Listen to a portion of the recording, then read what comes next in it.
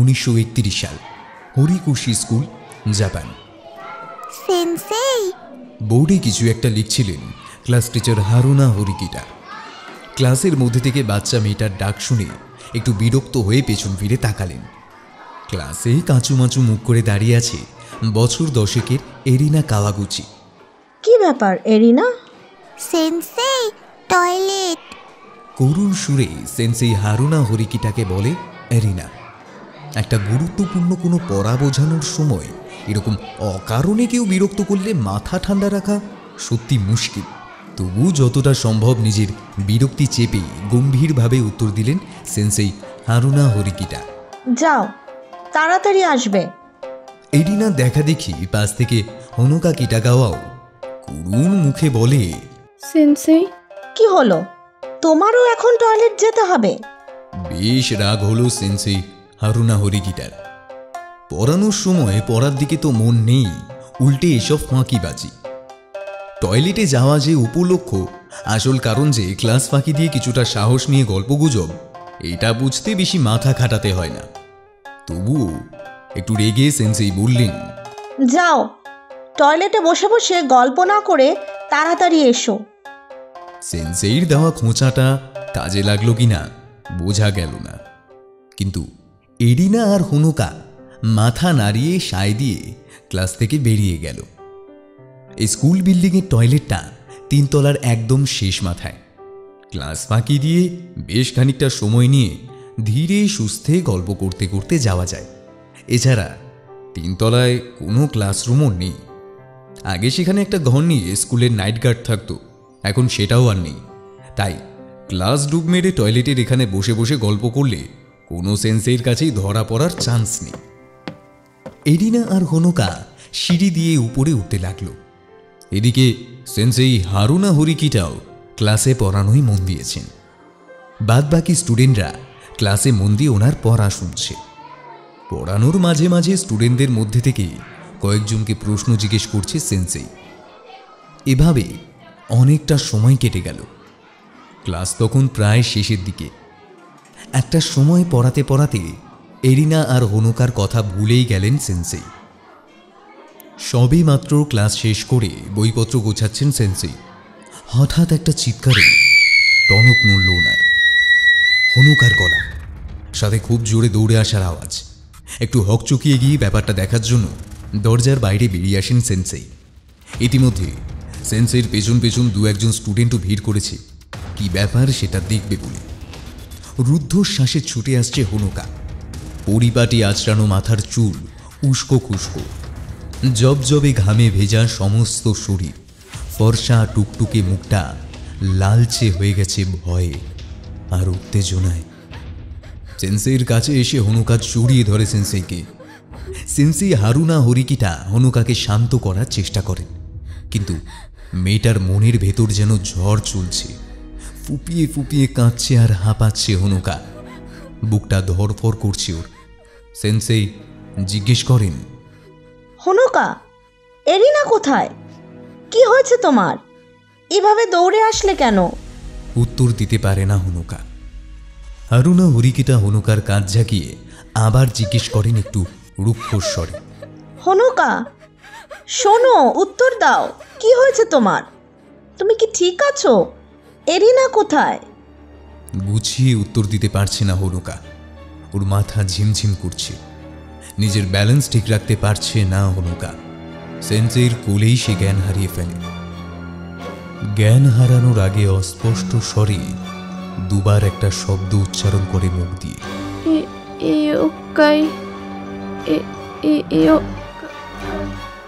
ইতিমধ্যে ক্লাসের বেশ কিছু মেয়ে ওখানে ভিড় করেছে। আশেপাশের ক্লাসের কিছু স্টুডেন্ট আর সেন্সেইরা জড়ো হয়েছে ওখানে। সেন্সেই বা বাদবাকি কেউ ঠিকঠাক বুঝে উঠতে পারল না কি হয়েছে, শুধু ইয়োকাই কথাটা বুঝতে পারল। জাপানি ভাষায় ইয়োকাইয়ের অর্থ অশরীরী। হনুকাকে ডাক্তারের কাছে পাঠানোর ব্যবস্থা করে ক্লাসের কিছু স্টুডেন্ট আর কয়েকজন সেন্সেইরা মিলে ব্যাপারটা দেখার জন্য 3 তলার টয়লেটের উদ্দেশ্যে রওনা দেয়। টয়লেটের সামনে পৌঁছে গা গুলিয়ে ওঠে সবার। দরজার বাইরে নোংরা জল গড়িয়ে আসছে টয়লেটের ভেতর দিয়ে। একটা দুর্গন্ধ টয়লেটের ভেতর থেকে আসছে। নাকে কাপড় চাপা দিয়ে দুজন সেন্সেই জল কেটে কেটে টয়লেটের ভেতরে গিয়ে ঢুকল। কিন্তু ঢুকেই যে দৃশ্যটা ওদের চোখে পড়ল, তাতে আর নিজেদের শান্ত রাখতে পারল না। দুজন সেন্সের মধ্যে একজন ভয়ে চিৎকার করে উঠল। ওদের আওয়াজ শুনে বাদবাকি কয়জন টয়লেটে ঢুকলো ব্যাপারটা দেখার জন্য। ওদের চোখও এড়ালো না জিনিসটা। মুহূর্তে একটা হুলুস্থুলু পড়ে গেল জায়গাটায়। টয়লেটের জল কাদা মেঝের মধ্যে পড়ে আছে এরিনার শরীরের চামড়াটা। ওর শরীর যেন কেউ তুলে বের করে নিয়েছে। আর মাংস ঘিলু টিলু কিচ্ছু নেই, শুধু এরিনার দেহের চামড়াটা পড়ে আছে টয়লেটের নোংরা মেঝেতে। শিলিগুড়িতে হঠাৎ করেই শুরু হয় পরপর কিছু হত্যা। এ কি কোনো সিরিয়াল কিলিং, না অন্য কোনো উদ্দেশ্য আছে এর আড়ালে? তদন্তে নামেন ইন্সপেক্টর অবিনাশ ও তার সহকারী জয়রাম। জাপানের এক অশরীরী খুনির সঙ্গে অদ্ভুত মিল এই খুনগুলোর। তাহলে আসল ব্যাপারটা ঠিক কি? শুনছেন আজকের গল্প, লেখক শ্রী মৃগাঙ্ক চক্রবর্তীর একটি সাসপেন্স থ্রিলার মুখোশ। আজকের গল্পটি সম্পূর্ণভাবে প্রাপ্তবয়স্কদের জন্য। গল্পের কিছু জায়গায় প্রাণী হত্যা ও কিছু নৃশংস দৃশ্যের বর্ণনা রয়েছে। এসব গল্প পড়ি কোনোভাবেই এরকম হিংসাত্মক কাজকে সমর্থন করে না। লেখক নিছক প্লট তৈরির খাতিরে এই ধরনের দৃশ্যের অবতারণা করেছেন। আমরা আশা রাখব আমাদের শ্রোতারা নিতান্তই গল্প শোনার ছলেই ব্যাপারটিকে গ্রহণ করবেন। আজকের গল্প পাঠে ব্রতদীপ, সমগ্র পরিচালনা, আবহ ও গল্পের একটি বিশেষ চরিত্রে আমি প্রীতম, অন্যান্য চরিত্রে অর্পিতা, বর্ণিশা, ইরাবতী, রক্তিম, কুন্তল, ইমন ও সুপ্রভ, প্রচ্ছদ অনির্বাণ, শব্দ সংযোজন অমিত। গল্পের জন্য একটি থিম সং তৈরি করেছেন ইমন সরকার। শুনছেন আজকের গল্প, লেখক শ্রী মৃগাঙ্ক চক্রবর্তী, মুখোশ। 2019 সাল, খালপাড়া, শিলিগুড়ি। রাত তখন প্রায় 12:30। শীতের দিনে এমনিতেই সন্ধে পড়তে না পড়তে রাস্তাঘাটে লোকজন কমতে থাকে। এখন রাস্তা জনশূন্য। আশেপাশের বাড়িঘরগুলির এক আধটাতে এখনও লাইট জ্বলছে। বেশিরভাগ বাড়ি লাইট নিভিয়ে শুয়ে পড়েছে ইতিমধ্যেই। রাস্তার স্ট্রিট লাইটের আলো আশেপাশের গাছপালার পাতা ভেদ করে ফুটপাতে এসে পড়েছে। রাস্তার ওপাশের ফুটপাতে একটা ঝাঁপ বন্ধ টিনের দোকান। আয় আয় আয় আয়, এদিকে আয়, এদিকে আয়, এদিকে আয়। এই যে বিস্কুট, এদিকে এদিকে এদিকে। লোকটার হাতে কয়েকটা দেশি বিস্কুট। সেই বিস্কুট দেখিয়ে দেখিয়ে কুকুরটাকে কাছে রাখছে। কুকুরটা কিছুক্ষণ হতভম্বের মতো লোকটার দিকে তাকিয়ে থাকার পর সামনে ধরে থাকা বিস্কুটটার কাছে এসে গন্ধ শোকে। আয় আয় আয় আয়। একটু একটু করে পিছোতে থাকে লোকটা। কুকুরটাও লোকটার সাথে সাথে ওর দিকে একটু একটু করে এগোতে থাকে। মাঝে মাঝে থেমে গিয়ে কুকুরটার নাকের কাছে হাতটা নিয়ে গিয়ে লোকটা ওকে বিস্কুটের গন্ধ শোকাচ্ছে। তারপর আবার ধীরে ধীরে এক পা দুপা করে পিছোচ্ছে। এভাবে কিছুটা সময় কাটিয়ে লোকটা রাস্তার পাশের একটা পাবলিক টয়লেটে গিয়ে ঢুকলো। আয় আয় আয়, এদিকে এদিকে আয়।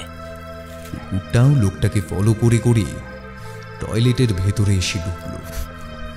লোকটা আর পিছচ্ছে না। এখন ভেতরে একটা জায়গায় দাঁড়িয়ে ঠিক কুকুরটার সামনে টয়লেটের মেঝেতে বিস্কুটগুলো ফেলে দিল। কুকুরটাও বিস্কুটগুলো পেয়ে প্রথমে এক দুবার গন্ধ শুকিয়ে নিয়ে খাওয়া শুরু করল। আর ঠিক তখনই লোকটা পকেট থেকে দুটো টয়লেট পেপার বের করে আনলো, একটা লাল অন্যটা নীল। কুকুরটা আপন মনে টয়লেটের মেঝে থেকে বিস্কুটগুলো খাচ্ছিল। লোকটা কুকুরটার সামনে দু হাতে দুটো টয়লেট পেপার নিয়ে এগিয়ে গেল। বিস্কুট থেকে মন সরিয়ে কুকুরটা টয়লেট পেপার দুটোর দিকে তাকিয়ে একটু এগিয়ে এসে পেপার দুটোর গায়ে নাক ঠেকিয়ে গন্ধ শুকতে লাগলো। তারপর লোকটার হাত থেকে লাল রঙের পেপারটা মুখে তুলে নিল। লোকটা নীল টয়লেট পেপারের স্ট্রিপটা পকেটে ঢুকিয়ে রেখে জ্যাকেটের ভেতর থেকে একটা ধারালো ভোজালি বের করে আনলো। কুকুরটা এখন বিস্কুট ফেলে লাল টয়লেট পেপারের স্ট্রিপটা নিয়ে খেলা করছে, ওটাকে মেঝেতে ফেলে কামড়াচ্ছে, পা দিয়ে গুঁতোচ্ছে। হঠাৎ লোকটা ভোজালি দিয়ে বসালো কুকুরটার ঘাড়ে। সঙ্গে সঙ্গে কুকুরটা টয়লেটের মেঝেতে লুটিয়ে পড়ল।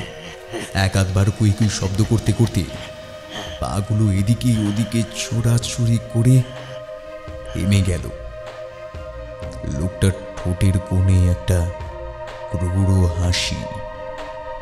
ঘাড় ধরে কুকুরটাকে তুলে এনে টয়লেটের এক কোণে নিয়ে গেল। ভোজালি দিয়ে আরো কয়েকটা কূপ বসালো কুকুরটার সারা গায়ে। রক্তে ভেসে গেল পাবলিক টয়লেটের মেঝে। কুকুরটাকে সাইডে ফেলে দিয়ে এবার লোকটা বাথরুমের একটা দরজা ঠেলে ভেতরে ঢুকে সেখান থেকে চুলের মুঠি ধরে বের করে মেঝের উপর দিয়ে টানতে টানতে নিয়ে এনে রাখলো একটা মেয়েকে। মাঝবয়সী মেয়ে, মুখে ব্ল্যাক টেপ আটকানো, নার্ভ দুর্বল, শরীরে এখনো প্রাণ আছে কিন্তু জ্ঞান নেই। মেয়েটাকে মেঝেতে ফেলে ওর সামনে হাঁটু মুড়ে বসে ভোজালির পেছনের কাঠের বাটটা দিয়ে মেয়েটার মাথায় পরপর কয়েকটা বাড়ি মেরে থেতলে দিল মাথাটা। কাঠের বাটটা রক্তে একাকার হয়ে গেছে। তারপর টেনে টেনে মেয়েটার গা থেকে ড্রেসটা খুলে ফেলল। যেটা খুলতে পারল না ভোজালির কোপ বসিয়ে কেটে ফেলল। তারপর ড্রেসটাকে বাথরুমের একপাশে ছুঁড়ে ফেলে মেয়েটার উলঙ্গ শরীরটা লক্ষ্য করে পর পর কয়েকটা কোপ বসালো ভোজালির। ফিনকি দিয়ে রক্ত বেরিয়ে এলো মেয়েটার শরীর থেকে। একটা নৃশংস হাসি খেলে গেল লোকটার মুখে। হাত দিয়ে মেয়েটার বডি থেকে কিছুটা রক্ত নিয়ে মেখে নিল নিজের মুখে। সে নিশ্চিত মেয়েটার শরীরে আর কোনো প্রাণ নেই। সামনের মেঝেতে কুকুর আর মেয়েটার লাশ, রক্তে একাকার হয়ে গেছে টয়লেটের অপরিচ্ছন্ন নোংরা মেঝেটা। একটা দেওয়ালে গা এলিয়ে দিয়ে কি একটা ভাবতে ভাবতে ঢুলু ঢুলু চোখে বিভৎস পাশবিক একটা হাসিতে ফেটে পড়ে লোকটা। ওর চোখে মুখে খেলে যায় একটা যৌন উত্তেজনা, একটা নৃশংস উল্লাস।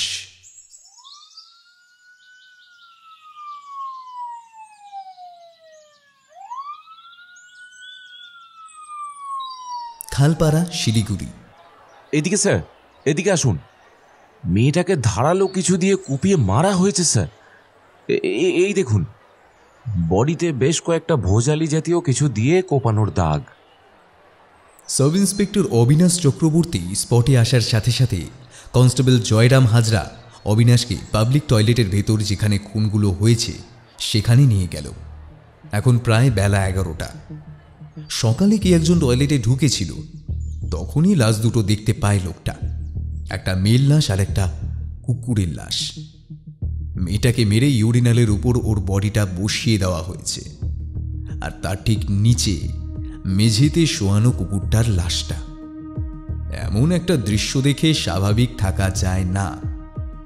লোকটা তখনই পুলিশকে ফোন করে জানায় সমস্তটা। এটা শিলিগুড়ির ঘিঞ্জি এলাকা। খবরটা আশেপাশে ছড়িয়ে পড়তে তাই খুব একটা সময় লাগলো না, আর ছড়িয়ে পড়তেই ভিড় বাড়তে লাগলো জায়গাটা ঘিরে। খবরটা পাওয়ার কিছুক্ষণের মধ্যেই 4 জন কনস্টেবল আর 2 জন এএসআই এসে জায়গাটা ঘিরে ফেলল। আরও কিছুটা সময় পর সেখানে পৌঁছায় এসআই অবিনাশ চক্রবর্তী। এই কেসটা সেই হ্যান্ডেল করছে। শুধু এই কেসটা হ্যান্ডেল করছে বললে একটু ভুল বলা হবে। সম্প্রতি শিলিগুড়িতে গত 1 মাসের মধ্যে এরকম আরও 3-3টে এরকম খুন হয়ে গেছে। সব ক্ষেত্রেই ভিকটিম কোনো না কোনো মাঝবয়সী মহিলা। সব কটা খুন হয়েছে একটু বেশি রাতের দিকে। খুন করে রাস্তার পাশের কোনো না কোনো পাবলিক টয়লেটে ফেলে রেখেছে লাশটা। কোনোটা জঘন্যভাবে কুপিয়ে খুন করে ফেলে রাখা, কোনোটায় আবার ঘাড়ের কাছে খুবলে নেওয়া কামড়ের দাগ। খুনি খুনের পর বিশ্রীভাবে কাটাছেঁড়া করে বডিটাকে। মাথার চুলগুলো টেনে ছিঁড়ে, কোনো কোনো ক্ষেত্রে শরীর থেকে কাপড় জামা টেনে টেনে ছিঁড়ে উলঙ্গ করে ফেলে রাখে।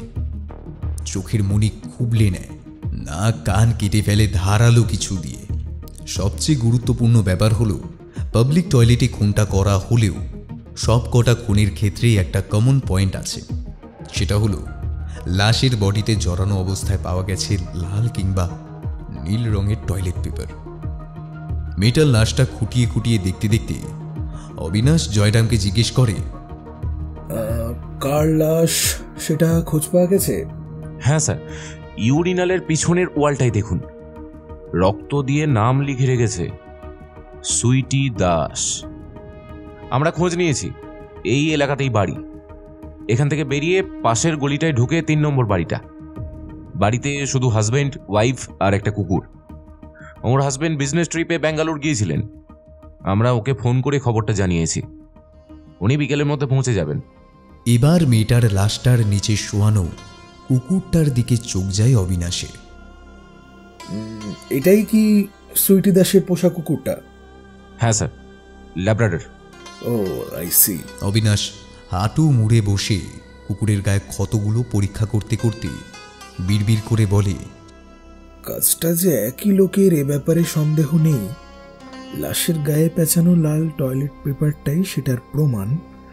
এখন এই খুনটা মেলালে একই প্যাটার্নের 4টে খুন পর পর। কিন্তু মোটিভটা কি? সুইটি দাসের বডিটা খুব বাজেভাবে ভোজালি দিয়ে কুপিয়ে কুপিয়ে কাটাছেঁড়া করা হয়েছে। কুকুরটার বডিটারও একই দশা।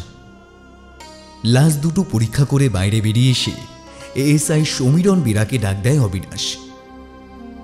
আচ্ছা সমীরণ, শোনো, তুমি একটু আমার সাথে আসো। আশেপাশের বাড়িগুলোতে একটু এই খোঁজ খবর নিতে হবে এই সুইটি দাসের ব্যাপারে। যদিও আপাত দৃষ্টিতে সিরিয়াল কিলিং বলেই মনে হচ্ছে, কারণ আগেও 3টে একই প্যাটার্নের খুন হয়েছে। তবুও আচ্ছা জয়রাম, তোমরা যে কজন এখানে আছো সবাই মিলে লাশ দুটোকে ময়নাতদন্তে পাঠানোর ব্যবস্থা করো, আর ফরেনসিকের সাথেও যোগাযোগ করো। সমস্ত রিপোর্টগুলো আমার যত তাড়াতাড়ি সম্ভব আর্জেন্টলি চাই। যাও। সবাইকে কাজগুলো বুঝিয়ে দিয়ে সমীরণকে সাথে নিয়ে অবিনাশ বেরিয়ে যায়।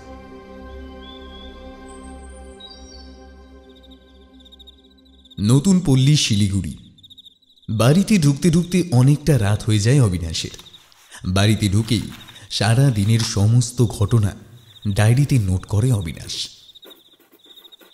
নাম সুইটি দাস, বয়স 35 থেকে 37 বছর, বাড়ি খালপাড়া শিলিগুড়ি, খুনের spot public toilet Khalpara Siliguri. খুনের টাইপ কুপিয়ে খুন করা হয়েছে। স্পেশাল পয়েন্ট ভিকটিমের বডিতে জড়ানো লাল টয়লেট পেপার। আচ্ছা, কিন্তু বেশ কয়েকটা প্রশ্ন থেকে যাচ্ছে। যে প্রথমত, খুনের পিছনে মোটিভটা কি? সিরিয়াল কিলিং নাকি ব্যক্তিগত শত্রুতা, অথবা সম্পর্কে কি কোনো তৃতীয় ব্যক্তি? আচ্ছা, হাজবেন্ডের সাথে সুইটি দাসের সম্পর্কটা কেমন? খুনের আগে বা পরে ভিকটিমকে রেপ করা হয়েছিল কি? টয়লেট পেপার জড়িয়ে রাখার পিছনে কারণটা কি? আর কুকুরটাকেই বা মারা হলো কেন? বেশ কয়েকটা প্রশ্ন থাকছে। ডায়েরিতে নোটস আর পয়েন্টগুলো লিখে সেগুলোর উপর চোখ বোলাতে বোলাতে অবিনাশ বিড়বিড় করে নিজের মনে। তাহলে এখনো অবধি যা পাওয়া গেছে, সন্ধ্যা 6টা নাগাদ খালপাড়ায় নিজের বাড়ি থেকে বেরিয়ে সুইটি দাস ওনার পোষা কুকুরটাকে হাঁটাতে নিয়ে গেলেন। রাস্তায় পাশের বাড়ির সুতপা নাগের সাথে দেখা হলো। দুজনে কিছুক্ষণ রাস্তায় দাঁড়িয়ে সৌজন্যতা বিনিময় করেন। তারপর সুতপা নাগ বাড়িতে ফিরে আসেন আর অন্য একটা রাস্তা ধরে সুইটি দাস তার কুকুরটাকে নিয়ে চলে যান। এরপর আর সুইটি দাসের সাথে দেখা হয়নি সুতপা নাগের। তাহলে বাড়িতে ওই মুহূর্তে সুইটি দাস পোষা কুকুরটার সাথেই ছিলেন, কারণ ওনার হাজবেন্ড 3 দিনের বিজনেস ট্রিপে গেছিলেন হাজব্যান্ড অসীম দাসের সাথে সুইটি দাসের সম্পর্কও ভালো, প্রতিবেশী হিসাবে কোনো বদনাম নেই ওনাদের, ঝুট ঝামেলা কিংবা সাথে পাচে জড়ায় না ওরা, আশেপাশের লোকজনের সাথে সম্পর্কও ভালো। হ্যাঁ, অন্তত সুতপা নাগের বক্তব্য অনুযায়ী আপাতত এই তথ্যগুলোই পাওয়া যায়। এরপর পরদিন সকালে ওই এলাকার একটা পাবলিক টয়লেট থেকে উদ্ধার করা হয় সুইটি দাস আর ওনার পোষা কুকুরটার বডি। তাহলে তাহলে এবার একটা প্রশ্ন থাকছেই, সুতপা নাগ টাইমটা কি ঠিক বলেছেন? কারণ যদি ধরেও নি ওনার বলা সময়টায়, অর্থাৎ ওই ঠিক সন্ধে 6টা থেকে 6:30টার মধ্যে সুইটি দাসের সাথে ওনার দেখা এবং কথা দুই হয়েছিল, তবে কি সুইটি দাসকে রাস্তা থেকে কিডন্যাপ করে নিয়ে গিয়ে তারপর খুনটা করা হয়, নাকি পরে বাড়িতে ফিরে আসার পর? সুতপা নাগ বললেন ওনারা কাল রাতে 11টার মধ্যে শুয়ে পড়েছিলেন, কোনো রকম সন্দেহজনক আওয়াজ বা চিৎকার উনি পাননি ওনাদের ঘর থেকে। কিন্তু এদিকে হিসেব বলছে খুনটা হয়েছে একটু বেশি রাতের দিকে। অন্তত যদি আগের 3টে খুনের সাথে কানেক্ট করি ব্যাপারটা, তবে তাহলে কি সন্ধ্যায় হাঁটতে বেরিয়েই সুইটি দাস আর বাসায় ফেরেননি? যে খুনটা করেছে তাকে কি সুইটি দাস চিনতেন? বেশ কয়েকটা প্রশ্ন থাকছে। পাশের ড্রয়ারটা থেকে আগের 3টে খুনের লিস্টটা বের করে অবিনাশ। অমিত দত্ত খুন হয় ভক্তিনগরের একটা পাবলিক টয়লেটে জানুয়ারি 2 তারিখ রাত 11টা থেকে 12:30টার মধ্যে। কুপিয়ে খুন, গায়ে পেঁচানো লাল টয়লেট পেপার। মিমি রায় খুন হয় 10ই জানুয়ারি রাত 10টা থেকে 12টার মধ্যে। লাশটা পাওয়া যায় শিব মন্দিরের ওখানে একটা পাবলিক টয়লেটের ভেতর থেকে। লাশের গায়ে পেঁচানো নীল টয়লেট পেপার, ঘাড়ের কাছে কামড়ের দাগ, সেখান থেকে মাংস খুবলে নেওয়া হয়েছে। এছাড়া চোখের মণি খুবলে বের করে আনা হয়েছে, মাথায় আঘাতের চিহ্ন।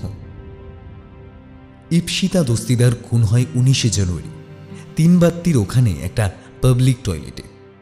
বডিতে লাল টয়লেট পেপার জড়ানো ছিল। কুপিয়ে খুন। আর এই সুইটি দাসকে মিলালে এটা 4 নম্বর খুন। সব ক্ষেত্রে ভিকটিমের পরিচয় রক্ত দিয়ে টয়লেটের ভেতর কোনো না কোনো দেওয়ালে লিখে রাখা ছিল। ভিকটিমের লাশ যেখানে যেখানে পাওয়া গেছে, ভিকটিমরা মূলত সেই এলাকারই বাসিন্দা। হ্যাঁ, কিন্তু এই লাল আর নীল টয়লেট পেপারটার ব্যাপারটা কি? কিছু সিরিয়াল কিলিং এর ক্ষেত্রে খুনি নিজের চিহ্ন রেখে যায় খুনের পাশে, কিন্তু এখানে লাশের গায়ে দুটো আলাদা আলাদা রঙের টয়লেট পেপার জড়িয়ে রাখার মানেটা কি? শুধুই কি চিহ্ন রেখে যাওয়া, নাকি খুনি কিছু মেসেজ দিতে চায় এর মাধ্যমে? 4টে খুনের লিস্টগুলোর উপর চোখ বোলাতে বোলাতে নিজের মনে বিড়বিড় করতে থাকে অবিনাশ। মাথা গুলিয়ে যাচ্ছে। এত এত প্রশ্ন, কিন্তু মাঝখানে কোনো উত্তর পাওয়া যাচ্ছে না। সারাদিন অনেক খাটাখাটনি গেছে, আর শরীর টানছে না। অবশেষে লিস্টগুলো ড্রয়ারে ঢুকিয়ে রেখে লাইট অফ করে ঘুমিয়ে পড়ে অবিনাশ। প্রধান নগর শিলিগুড়ি। আগুনটা একটু দেবেন? অপরিচিত গলার আওয়াজ কানে আসতে পিছন ঘুরে তাকায় সতীনাথ মাইতি। রাতে ডিনার করে একটা সিগারেট ধরিয়ে সামনের রাস্তাটায় হাঁটতে হাঁটতে সুখ টান দিচ্ছিল ভদ্রলোক। মোবাইলে ফেসবুকে নিউজ ফিড স্ক্রোল করতে করতে জ্বলন্ত সিগারেটে একটু একটু করে টান দিচ্ছেন ভদ্রলোক। হঠাৎ সেই অপরিচিত কণ্ঠস্বর সতীনাথ মাইতিকে ডাকছে দেখার জন্য পিছন ফিরতেই ঝাঁঝালো একটা স্প্রে ওর চোখে এসে পড়ল। মুহূর্তে চোখ ঝাপসা হয়ে গেল সতীনাথের। চোখে অসহ্য জ্বালা আর যন্ত্রণা হতে লাগলো। চিৎকার করে ওঠে ভদ্রলোক। হাতের সিগারেটটা ফেলে দিয়ে চোখ দুটো চেপে ধরে মাটিতে বসে পড়ে যন্ত্রণায়। সামনের লোকটা সতীনাথের সামনে চুপচাপ দাঁড়িয়ে আছে, যেন সতীনাথের এই ছটফটানি যন্ত্রণা চিৎকার সে ভীষণ উপভোগ করছে। লোকটার হাতে একটা আধ খাওয়া দেশি চুলাই মদের বোতল। বোতল থেকে 2 ঢোক মদ গিলে সজোরে বোতলটা মারল সতীনাথ মাইতির মাথায়। কাচের বোতল ফেটে কাঁচ ফুটে রক্তে ঢেকে গেল ওর মাথার কপালের কিছুটা অংশ। ব্যালেন্স সামলাতে না পেরে মাটিতে লুটিয়ে পড়ে সতীনাথ। লোকটা সতীনাথের পা দুটো ধরে ছেঁচড়ে ছেঁচড়ে টেনে রাস্তার একপাশে মুলি বাঁশের চ্যাগার আর প্লাস্টিকের ছাউনি দেওয়া শেডটার নিচে এনে রাখল। সতীনাথের দেহে প্রাণ আছে, তবে জ্ঞান হারিয়ে ফেলেছে। ওর বডিটার সামনে হাঁটু মুড়ে বসে লোকটা পকেট থেকে আর একটা চোলাই মদের বোতল বের করল। ছিপি খুলে বোতলের সমস্ত মদটা ঢেলে দেয় সতীনাথ মাইতির কাঁচ বিঁধে যাওয়া কাটা জায়গাগুলোর উপর। হঠাৎ মাথায় ভিজে একটা কিছুর আভাস পেতেই অসহ্য জ্বালায় ধরফর করে ওঠেন সতীনাথ। এবার লোকটা আর একটা পকেট থেকে দুটো টয়লেট পেপারের স্ট্রিপ বের করে আনল, একটা লাল আর একটা নীল। শাসানো গলায় লোকটা সতীনাথকে বলে, যেটুকু বলছি ঠিক সেইটুকু করবি। উদ্ভ্রান্তের মতো সামনের দিকে তাকিয়ে লোকটাকে দেখার চেষ্টা করে সতীনাথ। চোখ দুটোতে দৃশ্য এখনো ঝাপসা, বিভৎস জ্বালা করছে।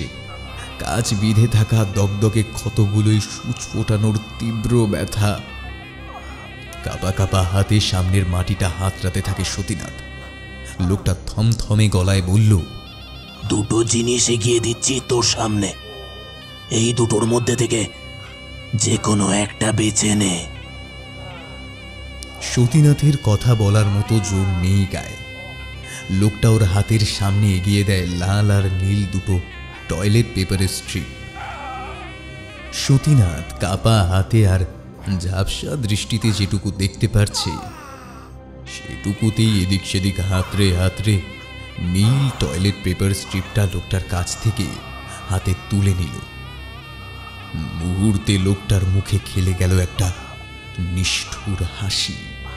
পেছন থেকে একটা ধারালো ভোজালি বের করে সতীনাথের ঘাড় লক্ষ্য করে এক কোপ বসায় লোকটা।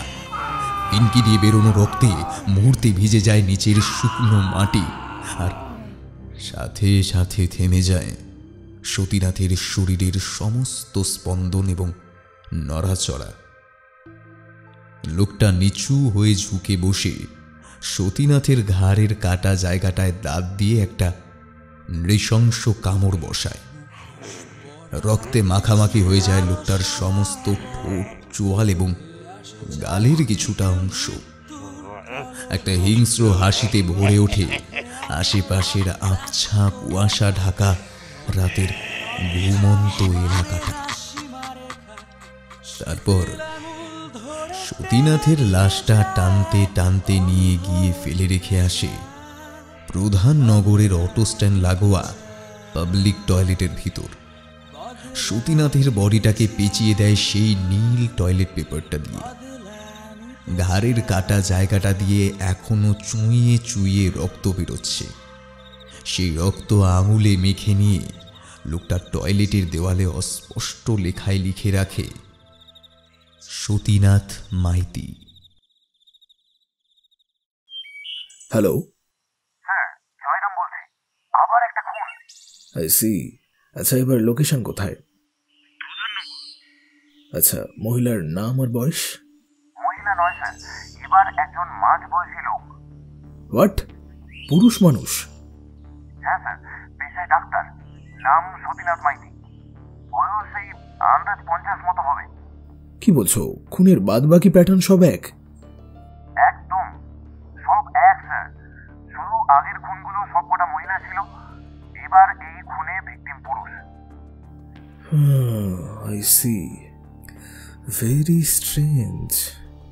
আচ্ছা, হঠাৎ করে প্যাটার্নটা পাল্টে গেল কেন জয়রাম? এতদিন তাও একটা লাইন ধরে এগোনো যাচ্ছিল, একটা সিউডো সন্দেহ দানা বাঁধছিল। মেবি খুনি একজন নিম্ফোম্যানিয়াক, কিংবা হয়তো মহিলা প্রীতি একটু বাড়াবাড়ি রকমের বেশি। কিন্তু এবারের খুনটা তো অন্য কথা বলছে। আচ্ছা, ওই সুইটি দাসের ফরেন্সিক আর পোস্টমর্টমের রিপোর্টগুলো এসেছে? হ্যাঁ স্যার। আচ্ছা, ওকে ওকে, আমি জাস্ট উঠলাম, কাল একটু লেট হয়ে গেছিল শুতে শুতে। আমি ফ্রেশ হয়ে তাড়াতাড়ি আসছি। তুমি আমাকে হোয়াটসঅ্যাপে খুনের লোকেশনটা শেয়ার করো। Okay sir. ঠিক আছে, চলো রাখছি। C you. ফোন রেখে বিছানা ছেড়ে ফ্রেশ হতে চলে যায় অবিনাশ। অবিনাশের একার সংসার, সব কাজ গুটিয়ে বেরোতে বেরোতে প্রায় 11:30 বেজে গেল। স্পটে পৌঁছতে পৌঁছতে আরও কিছুটা সময়। ইতিমধ্যে জায়গাটায় বেশ ভিড় জমেছে। ইতিউতি ফিসফাস কথাবার্তা চালানো হচ্ছে। এলাকার লোকজন পুলিশের কাজে একটু বিরক্ত, সেটা বেশ বোঝা যাচ্ছে। আর সেই বিরক্তির কারণটাও অমূলক নয়। এই খুনটাকে ধরলে খোদ শিলিগুড়ি এলাকায় পরপর 5-5টা খুন। পুলিশ বিন্দু বিসর্গ কিচ্ছু কিনারা করতে পারেনি। আর তাছাড়া এসব খবর চাপা থাকে না। ইতিমধ্যে খুনের খবর প্রায় সর্বত্র ছড়িয়ে পড়েছে। স্থানীয় মানুষজনের মধ্যে একটা আতঙ্ক ঢুকে গেছে। দিন দিন উপর মহলের চাপও বাড়ছে অবিনাশদের ওপর। কে বলতে পারে ঠিক এরপরেই কাকে মরতে হবে এরকম নৃশংসভাবে। গাড়ি থেকে নেমে ভিড় ঠেলে যেখানে খুনটা হয়েছে সেদিকে এগিয়ে যায় অবিনাশ। খুনের জায়গাটায় ঢোকার আগে নাকে রুমাল দিয়ে ঢুকতে হলো। লাশের কাঁধে বিচ্ছিরি একটা কোপ বসানো, মাথায় কপালে শুকনো রক্ত আর কুচি কুচি কাঁচ বিঁধে আছে। লাশটাকে ভালো করে পরীক্ষা করতে করতে অবিনাশ আর একজন এএসআই বিনোদ ঘোষালকে বলে, বিনোদ, তুমি একটু সুইটি দাসের পোস্টমর্টমের রিপোর্টগুলো আমাকে একটু মেল করে দিও। Okay sir. বিনোদ চলে গেলে অবিনাশ আবার লাশ পরীক্ষা করতে লেগে পড়ে। প্যাটার্নে কোনো ভুল নেই, ঠিক সেই আগের প্যাটার্ন। এবার শুধু মেয়ের বদলে ভিকটিম একজন ছেলে, এইটুকুই যা ফারাক। স্পট থেকে বেরিয়ে গাড়িতে এসে বসে অবিনাশ। মোবাইল খুলে নেটটা অন করতেই বিনোদের পাঠানো মেলটা মোবাইলে এসে ঢোকে। সুইটি দাসের পোস্টমর্টম রিপোর্ট। ফাইলটা ওপেন করে অবিনাশ। খুনের আগে বা পরে সুইটি দাসকে রেপ করা হয়নি, কারণ লাশের বডিতে রেপের কোনো চিহ্ন নেই। আগের বাদবাকি 3টে খুনের ক্ষেত্রেও রেপের কোনো চিহ্ন মেলেনি এই পোস্টমর্টম রিপোর্টে। এই ধরনের সিরিয়াল কিলিংগুলোর সাথে একটা জঘন্য অসুস্থ যৌন ইচ্ছে চরিতার্থের যোগ থাকে, কিন্তু এক্ষেত্রে সেসবের কোনো চিহ্ন নেই। খুনি একটা প্যাটার্ন ফলো করে, পরপর শুধু কয়েকজনকে কোনো না কোনো পাবলিক টয়লেটে মেরে রেখে দিচ্ছে। স্ট্রেঞ্জ। তবে কি কোনো পার্সোনাল শত্রুতা, কিংবা খুনগুলোর সাথে খুনির কি কোনো ব্যক্তিগত কানেকশন আছে? ভাবতে ভাবতে কপালের ভাঁজগুলো প্রকট হয়ে ওঠে অবিনাশের। অনেকগুলো সম্ভাবনা অন্ধকারে চোখের সামনে ঘুরে ফিরে বেড়াচ্ছে, কিন্তু কোনোটাকেই যেন পাকাপাকিভাবে ধরা হয়ে উঠছে না। দিন দিন এই খুনগুলোর কিনারা করা যেন আরো কঠিন হয়ে উঠছে অবিনাশ আর ও টিমের পক্ষে। শিব মন্দির, শিলিগুড়ি। এই রাস্তাটা বেশ অন্ধকার। তার মধ্যে গলি রাস্তাগুলোতে বড় রাস্তার স্ট্রিট লাইটের আলো পৌঁছানোর আগেই শেষ হয়ে যায়। দুপাশে উপচে পড়া নালা। শেষ কবে পরিষ্কার করা হয়েছিল তা খেয়াল নেই। ব্যবসা বিচ্ছিরি একটা গন্ধে গা গুলিয়ে ওঠে। নাকে রুমাল চেপে পা চালিয়ে হাঁটতে থাকে রত্না হিজড়া। সন্ধ্যের আগেই অন্যান্য দিন ধান্দা সেরে মহল্লায় ফিরে আসে। আজকে জংশন স্টেশনের ওখানে পুলিশের সাথে ফালতু ঝামেলা লাগায় দেরি হয়ে গেল। রাত এখন প্রায় 8:30। শীতের রাতে এমনিতেই রাস্তাঘাট এ সময় ফাঁকা হতে শুরু করে। তার উপর এই এলাকাটা একটু শুনশানও আছে। সন্ধ্যের পর বাইরে থাকা গুরুমা একদম পছন্দ করে না। তবুও মহল্লায় ফিরেই একবার গুরুমার সাথে দেখা করে পুরোটা বুঝিয়ে বলবে ঠিক করে রত্না। মানকি মেরে মারামারি, মানকি মেরে মারামারি। হঠাৎ পেছন থেকে আওয়াজটা পেয়ে থমকে দাঁড়িয়ে পড়ে রত্না। এমনিতেই অনেকটা দেরি হয়ে গেছে, তার উপর এই এলাকাটাও বিশেষ একটা সুবিধার নয়। ভয়ে ভয়ে পেছনে তাকায় রত্না। রাস্তার এক কোণে একটা শিমুল গাছের গায়ে হেলান দিয়ে দাঁড়িয়ে আছে লোকটা। মুখে একটা সাদা চাইনিজ মুখোশ, গায়ে ঢোলা মতন লাল রঙের একটা জ্যাকেট। মুহূর্তে ভয়ে শরীর ঠান্ডা হয়ে যায় রত্নার। এই মুহূর্তেও ঠিক কী করা উচিত সেটা ভাবার বা তৎক্ষণাৎ কিছু একটা করার মতো বিচার বুদ্ধি সবটাই হারিয়ে ফেলে রত্না। লোকটা ধীরে ধীরে ওর দিকে এগিয়ে আসতে লাগলো। রত্না চুপচাপ থমথমে মুখে দাঁড়িয়ে দেখছে লোকটার দিকে। রত্নার কাছে এসে লোকটা গম্ভীর গলায় বলল, এই দুরানি, যেটুকু করতে বলছি ঠিক সেইটুকু করবি। বেশি মাতব্বরি করলে কেটে ফেলে রেখে দেব।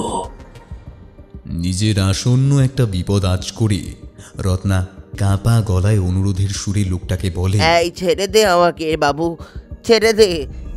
আমি তো কারোর ক্ষতি করিনি না, যেতে দে আমাকে, আমি কিছু করিনি।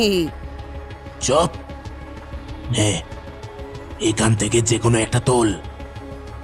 লোকটা জ্যাকেটের পকেট থেকে লাল আর নীল রঙের দুটো টয়লেট পেপার বের করে রত্নার সামনে এগিয়ে দিল। রত্না কোনো উত্তর দিল না। ও অবাক হয়ে ভূত দেখার মতো তাকিয়ে আছে লোকটার মুখের দিকে। আবার লোকটা শাসিয়ে উঠল রত্নাকে, কথা কানে যাচ্ছে না? যেটা করতে বলছি সেটা কর। একদম একদম চালাকি করবি না, আমার ভেজা গরম করবি না। ধমকে চমকে উঠে কাঁপা কাঁপা হাতে লোকটার হাতের থেকে তুলে নেয় লাল টয়লেট পেপারটা। মুখোশের ভেতর থেকে একটা বিভৎস নির্মম হাসি অন্ধকার গলি রাস্তাটায় ছেয়ে গেল। আতঙ্কে ভয়ে কাঠ হয়ে আছে রত্না। হঠাৎ পকেট থেকে একটা ছোট্ট ছুরি মতন বের করে এনে এক হাতের মুঠিতে রত্নার চুল পাকড়ে অন্য হাতে ধরা ছুরিটা সোজা নিয়ে ঢুকিয়ে দিল রত্নার বাঁ চোখে। যন্ত্রণায় চিৎকার করে উঠল রত্না। পিনকি দিয়ে বেরোনো রক্ত ছিটে এসে পড়ল লোকটার মুখে। এক হাতে মুখোশের ওপর থেকে রক্তটা মুছে নিয়ে রাস্তার পাশ থেকে তুলে নিল একটা বড় পাথরের চাই। চোখে ভালো দেখতে পাচ্ছে না রত্না। মাটিতে বসে পড়েছে ব্যথায়। গলা ফাটিয়ে তারস্বরে চিৎকার করলেও এখানে ওকে শোনার মতো কেউ নেই। পাথরের চাই হাতে লোকটা রত্নার কাছে এগিয়ে এসে ওর মাথাটা লক্ষ্য করে পর পর কয়েকটা সজোরে ঘা লাগাল। অস্ফুট চিৎকার রত্নার গলা দিয়ে বেরিয়ে থেমে গেল। মাটিতে লুটিয়ে পড়ল ওর বডিটা। জ্যাকেটের ভেতর থেকে একটা বোঝালি বের করে এনে লোকটা উন্মাদের মতো কোপ বসাতে লাগলো রত্নার নিথর শরীরটায়। পরদিন সকালে খবরটা পেয়ে অবিনাশদের স্পটে পৌঁছতে পৌঁছতে ওই জায়গাটা ঘিরে বেশ ভিড় জমে গেছে। শিব মন্দির এলাকার রাস্তার একটা পাবলিক টয়লেটের ভেতর থেকে সকালে উদ্ধার হয়েছে রত্না হিজড়ার থ্যাতলানো ক্ষত বিক্ষত শরীরটা। মাথাটা থেতলে গেছে, বা চোখটা খুবলে আনা হয়েছে বাইরে থেকে। সমস্ত শরীরে অসংখ্য ধারালো কিছু দিয়ে কোপ বসানোর ক্ষত। শরীরে জড়ানো আছে একটা লাল টয়লেট পেপার। পাশের মহল্লার হিজড়েরা ভিড় করেছে রত্নার লাশটা দেখার জন্য। ওদের চোখে মুখে ক্ষোভ। ওদের মধ্যে থেকে পুলিশের উদ্দেশ্যে ভেসে আসছে জঘন্য গালিগালাজ। ওদের বক্তব্য সব জেনে বুঝেও নাকি পুলিশ কিচ্ছু করছে না। উত্তপ্ত পরিস্থিতি সামলে লাশটা বের করে এনে পোস্টমর্টমের জন্য পাঠাতে পাঠাতে অনেকটা বেলা হয়ে গেল। খুনের জায়গাটার একপাশে জিপের গায়ে হেলান দিয়ে থমথমে মুখে দাঁড়িয়ে আছে অবিনাশ। দিন দিন খুনগুলোর তদন্ত যেন আরো জটিল হয়ে যাচ্ছে। এটা কি জন্তু? কনস্টেবল জয়রাম হাজরার ফ্ল্যাটের বসার ঘরে টাঙানো একটা পটচিত্রের দিকে দেখিয়ে অবিনাশ জিজ্ঞেস করল। পটচিত্রে একটা অদ্ভুত জানোয়ারের ছবি আঁকা। অদ্ভুত বলার চেয়ে ভালো, অনেকগুলো জানোয়ার মিলিয়ে একটা জানোয়ার আঁকা হয়েছে। জন্তুটার মাথাটা মোরগের, গলাটা ময়ূরের, সামনে একটা মানুষের মতো হাত, পেছনে হাতি, ঘোটক আর বাঘের 3টে পা, পেটটা সিংহের আর লেজটা একটা সাপের, পিঠে ষাঁড়ের মতো কুঁজ। একটা জন্তুর শরীরে 9টা জানোয়ারের ছোঁয়া। অবিনাশ এরকম প্রথমবার দেখছে। নবগুঞ্জরা স্যার। সেটা কি? আপনি উড়িষ্যার মাইথোলজি পড়েছেন স্যার? না। কবি সরলা দাসের নাম শুনেছেন? আচ্ছা, ওই যিনি 1500 শতাব্দী নাগাদ ওই উড়িষ্যার জগৎসিংপুরের তেঁতুলিপাড়ায় জন্মগ্রহণ করেছিলেন। অবশ্য সরলা দাস তো ওনার আসল নাম নয়। যতদূর মনে পড়ছে সিদ্ধেশ্বর পরিডা এইরকম কিছু নাম ছিল ওনার। 18টা খণ্ডে উনি ওড়িয়াতে মহাভারত লিখেছিলেন। একদমই তাই স্যার। ওর লেখা মহাভারতে নবগুঞ্জরার উল্লেখ আছে। উড়িষ্যার মাইথোলজিতে খুব গুরুত্বপূর্ণ একটা চরিত্র কিন্তু এই প্রাণীটি। বুঝলাম। অন্যমনস্কভাবে কাঁটা চামচ দিয়ে প্লেট থেকে চিকেনের একটা পিস কেটে মুখে পুড়তে পুড়তে অবিনাশ উত্তর দেয়, জয়রাম আজকে রাতে ওকে ডিনারের জন্য ওর ফ্ল্যাটে ইনভাইট করেছে। জয়রামও ব্যাচেলার মানুষ, একাই থাকে এই ফ্ল্যাটটায়। স্যার জানেন, নবগুঞ্জরাকে নিয়ে একটা গল্প আছে ওড়িশায় প্রচলিত। তাই? কিরকম?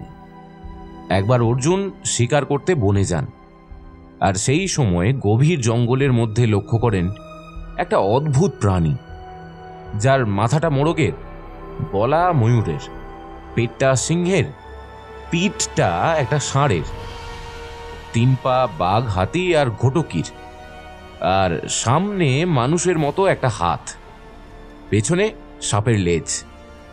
এটাই হলো নবগুঞ্জরা। এরকম কিছু একটা ব্যতিক্রমী প্রাণীকে দেখে অর্জুন ভাবেন নিশ্চয়ই কোনো হিংস্র জন্তু হবে।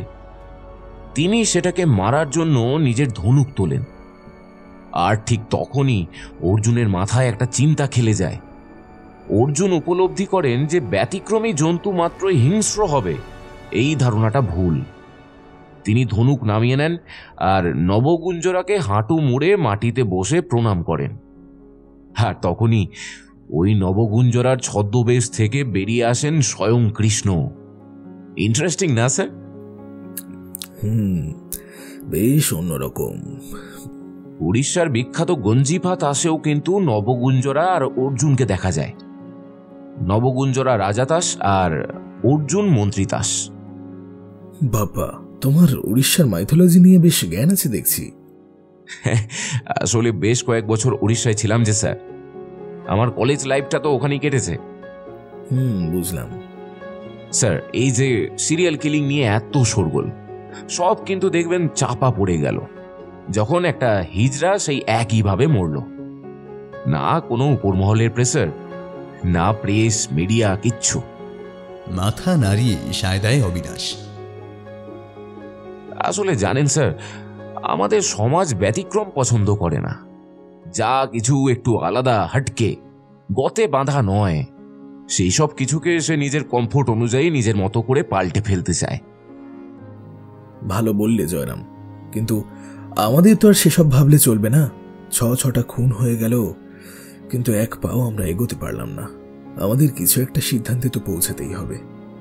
স্যার, আপনার কি মনে হয় এই খুনগুলোর ব্যাপারে? দাঁড়াও, খাওয়াটা শেষ করে বসছি এটা নিয়ে। আপাতত এই চিকেনের পিসগুলোর উপর কনসেন্ট্রেট করতে দাও। বেড়ে রেধেছো ভাই। অবিনাশের কথায় হেসে ওঠে জয়রাম। আজ রাতটা এখানেই থেকে যান স্যার, আপনার বাড়ি তো ফাঁকা।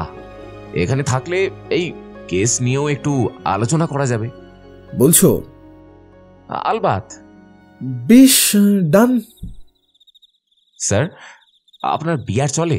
চলে বলতে ওই মাঝে সাঝে চলে, কিন্তু রেগুলার নয়। ডিনার শেষ করে জয়রামের বিছানায় গা এলিয়ে দিতে দিতে উত্তর দেয় অবিনাশ।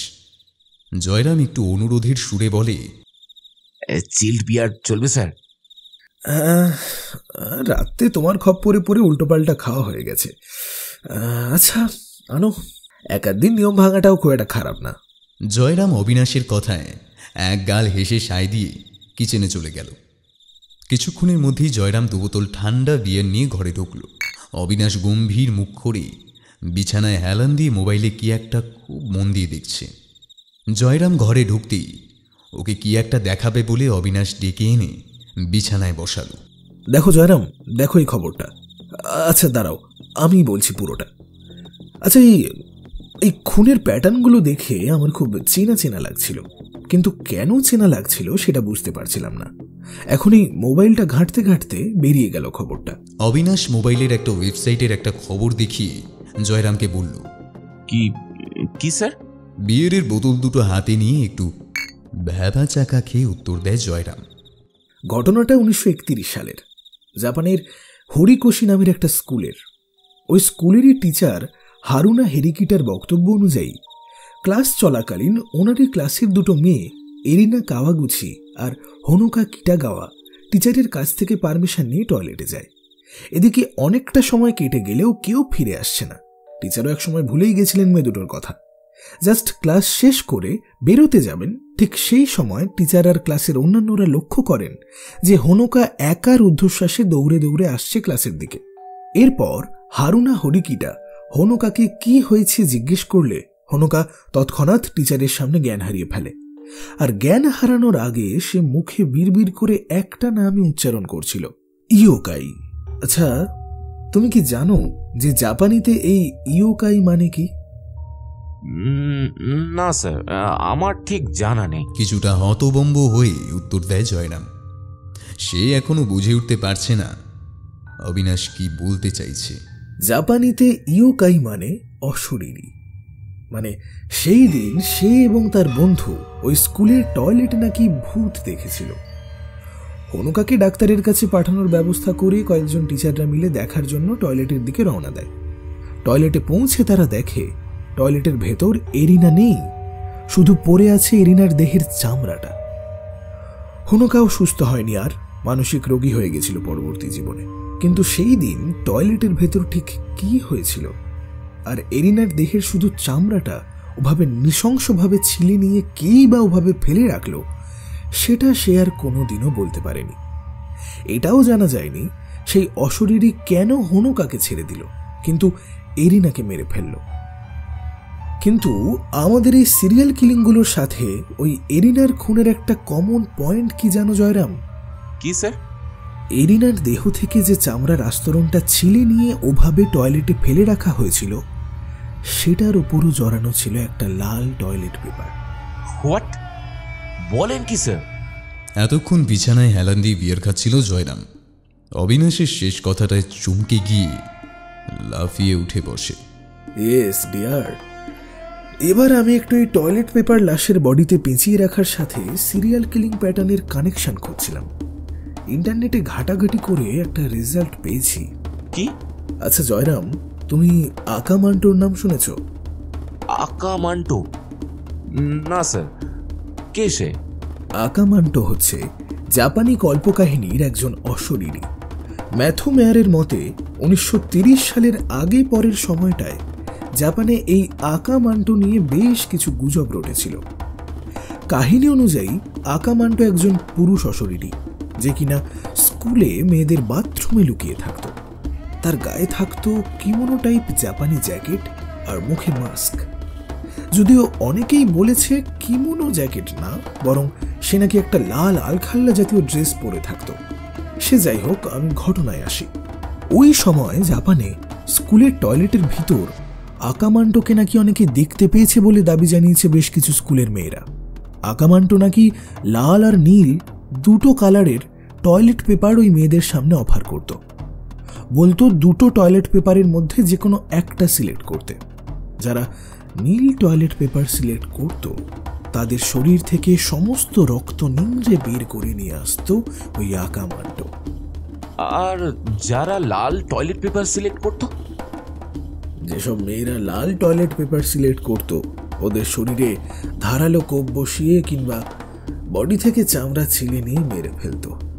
ওই সময় জাপানের বেশ কিছু স্কুলের গার্লস টয়লেটে এইরকম নৃশংস লাশ পাওয়া গেছে। লাশগুলো যাদের, তারা সবাই স্কুলের টয়লেটে গেছিল আর আকামান্টোর মুখোমুখি হয়েছিল বলেই মনে করা হয়। এছাড়া যারা দুটো টয়লেট পেপারের মধ্যে কোনোটাই সিলেক্ট করতো না অথবা ছলছুত দেখিয়ে কোনোভাবে পালিয়ে আসতো, ওরাই একমাত্র বেঁচে ফিরত এই আকামান্টোর হাত থেকে। পরে ধীরে ধীরে অবশ্য এসব গুজব কমতে থাকে। স্কুলগুলোতে আকামান্টোর উপদ্রব আস্তে আস্তে চাপা পড়তে থাকে। কিন্তু আকামান্টো আদেও কোনো অশরীরী নাকি তখনকার দিনের সাংঘাতিক কোনো সিরিয়াল কিলার, সেটা আর জানা যায়নি। আসলে কি জানো, একটা যে কোনো ব্যাপার নিয়ে খবর রটা শুরু হলে সেই খবরে সময়ের সঙ্গে নানান ধরনের ভেজাল এসে মিশে। আকামান্টোর ব্যাপারটা অনেকটা তেমনই। এতগুলো বছর পর এটা বলা সত্যি মুশকিল যে আকামান্টোর মুখোশের পিছনে আসলে কে ছিল। একটু থেমে বিয়ারের বোতলে একটা লম্বা চুমুক দেয় অবিনাশ। থমথমে ঘরটায় একটা অদ্ভুত নিস্তব্ধতা। জয়রামের মুখেও কোনো কথা নেই। অবিনাশের বিয়ারের অভ্যাস নেই সেভাবে। কিছুক্ষণ খেতেই নেশা চলে গেল। ঢুলু ঢুলু চোখে জয়রামের সাথে কথা বলতে বলতে একটা সময় ঘুমিয়েও পড়ল অবিনাশ। জ্ঞান ফিরতেই আবছা ঘোলাটে দৃষ্টিতে অবিনাশ লক্ষ্য করল সামনে গিজ গিজ করছে ভিড়। সারা শরীরে একটা দুর্বলতা বাসা বেঁধে আছে। দুপায়ে খাড়া হয়ে দাঁড়ানোর মতো ব্যালেন্স পাচ্ছে না অবিনাশ। তবু এটা সেটা ধরে কোনো মতে উঠে দাঁড়ালো। চোখ কচলে ভালো করে আশপাশটা দেখার চেষ্টা করল অবিনাশ। নিজেকে কিছুটা সামনে নিয়ে এবারও ভালো করে বোঝার চেষ্টা করে পুরোটা। যে জায়গাটার সামনে দাঁড়িয়ে আছে অবিনাশ, সেটা অবিনাশের চেনা বড়দার কাছে একটা জায়গা, শঙ্খলপুর। অবিনাশের সামনে কিছুটা দূরে সুবিশাল মন্দির চত্বর। মাঝখানে একা দাঁড়িয়ে অবিনাশ। এই মন্দিরে বেশ কয়েক বছর আগে একবার একটা কেসের ব্যাপারে অবিনাশ এসেছিল তদন্ত করতে। মাথা থেকেই বেরিয়ে গেছিল ঘটনাটা, কিন্তু হঠাৎ এত বছর পর জায়গাটা দেখে মনে পড়ে গেল সবর। শেষ যেটুকু অবিনাশের মনে পড়ছে তাতে এখানে ওর থাকার কথা নয়। জয়রামের বেডরুমে সিরিয়াল কিলিং কেসটা নিয়ে জয়রামের সাথে আলোচনা করছিল অবিনাশ, সাথে চিল্ড বিয়ার। এসব অনভ্যাসের ফল। নেশা চড়ে গিয়ে চোখটা লেগে এসেছিল অবিনাশের। এখন চোখ খুলতেই সে দাঁড়িয়ে আছে শঙ্খলপুরের এই মন্দির চত্বরে। হিজড়ি সম্প্রদায়ের মানুষেরা এই মন্দিরটাকে মুরগে ভেলি মাতার মন্দির বলে সম্বোধন করে। মোরগের উপর উপবিষ্ট এই দেবীর 4টি হাতের, এক হাতে তলোয়ার, এক হাতে ত্রিশূল, আর অন্য 2 হাতের মধ্যে একটাই বই, আর এক হাত দিয়ে আশীর্বাদ করছেন দেবী ভক্তদের। লাস্ট যেবার অবিনাশ এখানে এসেছিল তখন শুনেছিল মানাজি নামের একজন রাজা 1782 সালে এই মন্দির প্রতিষ্ঠা করেন। এই মন্দির নিয়ে প্রচলিত কাহিনীগুলির মধ্যে একটা জনপ্রিয় কাহিনী হল, বহু বছর আগে এই শঙ্কলপুর থেকে একদল ভাট মহিলা অন্য গ্রামে যাচ্ছিল। রাস্তায় হঠাৎ একদল দস্যু তাদের আক্রমণ করে। দস্যুদের হাত থেকে নিজেদের রক্ষা করতে সেই দলের প্রধানা নিজের স্তন কেটে আত্মহত্যা করেন। আর তার দেখা দেখি দলের বাদবাকি কয়েকজনও একই কাজ করেন। সেই দলের প্রধানা বহু চেরার স্মৃতিতে প্রতিষ্ঠিত এই মন্দির। হিজড়ে সম্প্রদায়ের মানুষদের কাছে এই দেবী ভীষণ জনপ্রিয়। কিন্তু খোদ শিলিগুড়ি ছেড়ে এত দূরে রাতারাতি কিভাবে পৌঁছে গেল অবিনাশ? কিছু কি সে মিস করে যাচ্ছে? কিন্তু স্পষ্ট করে মাঝের কোনো ঘটনা মনেই পড়ছে না তার। আশেপাশে ভিড় করে আছে অসংখ্য পবয়া। পবয়ারা এই মন্দিরের পুজো থেকে শুরু করে অন্যান্য সব কিছু দেখাশোনা করেন। পবয়ারা আদতে পুরুষ, কিন্তু মন্দিরের কাজে নিযুক্ত হওয়ার আগে পুরুষাঙ্গ কেটে ফেলে ওদের নপুংসক হতে হয়। আর তারপরই এই মুরগে ভেলি মাতার মন্দিরে পুজোর কিংবা অন্যান্য কাজকর্মের অধিকার লাভ করে ওরা। পবয়াদের মধ্যে একজন পান্ডা গোছের হিজড়ে এগিয়ে আসে অবিনাশের দিকে। স্থানীয় ভাষায় এদের মঙ্গু মাসি বলা হয়। লোকটা এগিয়ে এসে অবিনাশকে বেশ একটা আদেশের সুরে বলে, বেশি চালাকি করবি না, চুপচাপ আমার পিছে পিছে আয়, আর নিজের মুখটা একটু কম চালাবি। অবিনাশ কোনো উত্তর না দিয়ে ওই পান্ডার পিছে পিছে মন্দিরের দিকে হাঁটতে থাকে। পান্ডাটা ভিড় ঠেলে ঠেলে এগিয়ে যাচ্ছে, পিছনে অবিনাশ। মন্দির চত্বরের একদিকে অবিনাশ জটলা করে দাঁড়িয়ে থাকতে দেখে কিছু অদ্ভুত মানুষদের। অদ্ভুত এই কারণেই ওরা লম্বালম্বিভাবে দেহের একদিকে ছেলেদের পোশাক আর অন্যদিকে মেয়েদের পোশাক পরে আছে। কিছুটা অবাক হয়েই অবিনাশ এবার জিজ্ঞেস করে ওই পান্ডাকে, ওরা কারা? বেশ বিরক্ত হয়ে পান্ডাটা ঝাঝালো গলায় উত্তর দেয়, বললাম না প্রশ্ন না করতে, কথা কানে যায় না। চুপ করে যায় অবিনাশ। তারপর কিছুক্ষণ পর নিজে থেকেই সেই পান্ডা অবিনাশকে উত্তর দেয়, ওরা কমলিয়া, আমাদের এই মুরগে ভেলি মাতার অনুগত ভৃত্য। প্রচলিত আছে একবার দেবীর সাথে এক রাক্ষসের তুমুল যুদ্ধ বাধে।